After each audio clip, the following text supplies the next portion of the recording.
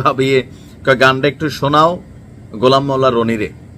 তা আমি কোন গানটা? ওই যে পাগলা তিতা মেয়েরা বোঝে না, পাগলারে জিলাপি দিও না।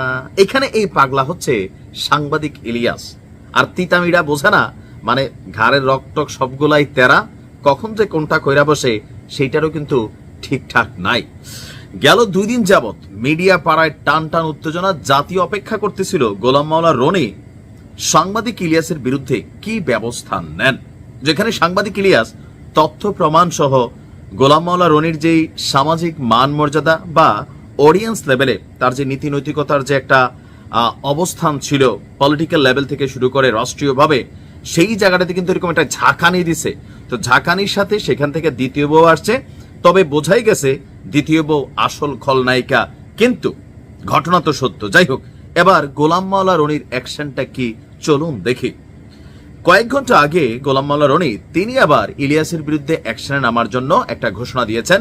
তো কি সেই মানে চ্যাপ্টারের নাম দেওয়া হচ্ছে ইল্লু নামা। মানে ইলিয়াসকে সংক্ষেপে তিনি বলছেন ইল্লু নামা। প্রথমে তিনি লিখছেন আসছে নতুন ইল্লু নামা, অভিনব রসায়ন। এখন কার সাথে রসায়ন, কোথায় রসায়ন? নাম্বার 1। নাম্বার 2, রোমাঞ্চকর কাহিনী।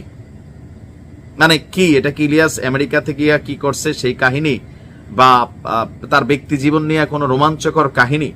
নাম্বার 3, দেশ বিরোধী কাজের ফিরিস্তি। এটা খুবই দুর্বল পয়েন্ট, কারণ সাংবাদিক ইলিয়াসকে আওয়ামী লীগ সরকার ক্ষমতায় থাকাকালীন অনেক ট্রাই করছে। আবার ধরেন এই মুহূর্তে বিএনপির অনেক নেতাদের বিরুদ্ধে সাংবাদিক ইলিয়াস মাঝে মাঝে কথা বলেন। তো এদিক দিয়ে আসলে কাজ হবে না। তাহলে বাদ আছে অভিনব রসায়ন এবং রোমাঞ্চকর কাহিনী।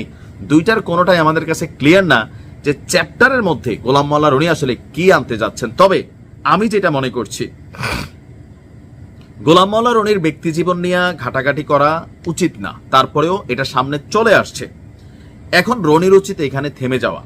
কারণ রনি ভাই এই জিনিসটাতে যত ঘাটবেন, সাংবাদিক ইলিয়াস তার ভাষা তো জানেনি, তিনি আবার মাথা মাথা গরম হলে আপনি যেই ভাষায় কথা বলেন আপনার থেকে 10 ডিগ্রি উত্তেজিত ভাষায় কিন্তু তিনি কথা বলেন, তার ছিঁড়া ঘাড় তেরা কিন্তু যথেষ্ট পরিমাণ।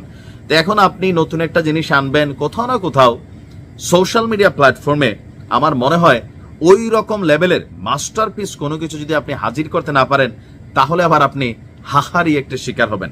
আবার নাম্বার 2, সাংবাদিক ইলিয়াস বরাবরই সবসময় বলে যে আমার বিরুদ্ধে চরিত্র হননের অথবা দুর্নীতির অথবা ঘুষ লেনদেনের অথবা 10 টাকা কখনো কারোর কাছ থেকে টেকনিক্যালি খাইছি কোনো একটা কাজ করাইয়া এরকম কোনো এভিডেন্স কিন্তু নাই।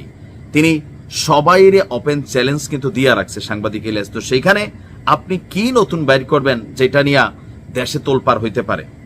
তবে এই পদক্ষেপটা হইতে পারে আপনার জন্য অকল্যাণকর, আমার কাছে এটা মনে হচ্ছে আর কি।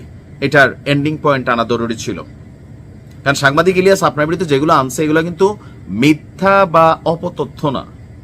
বিয়ে করছেন, আপনার বউ সবকিছুর সাক্ষী দিছে। সো পুরুষ মানুষ বিয়েই করছেন, পরকীয়া তো করেন নাই, জিনা তো করেন নাই, আপনি সিস্টেমের ভিতরেই ছিলেন।